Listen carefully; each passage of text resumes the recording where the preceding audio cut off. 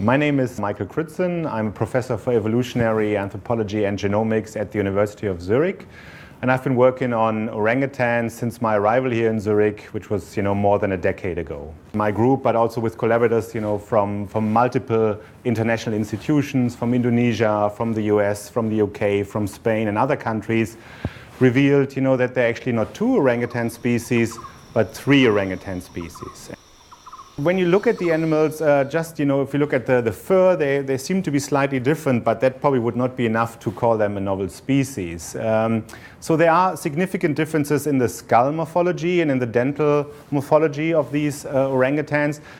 When we brought together the genomic evidence and the morphological evidence, it became clear that the orangutans from Batang Toru, from this isolated population, constitute a new great ape species. Some very complex modeling based on whole genome data showed that there are actually three independent evolutionary lines.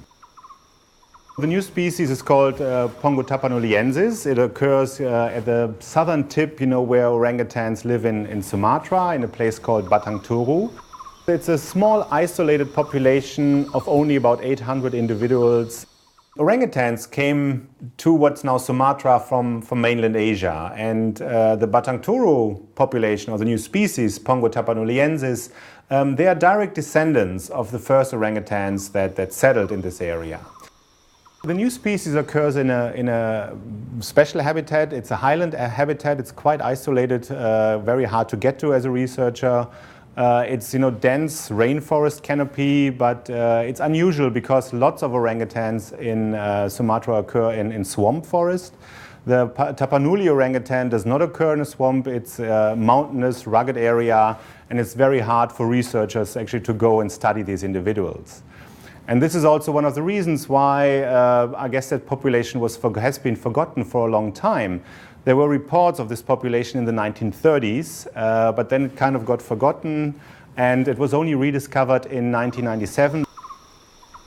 We also have to keep in mind there's only 800 individuals left of these orangutans.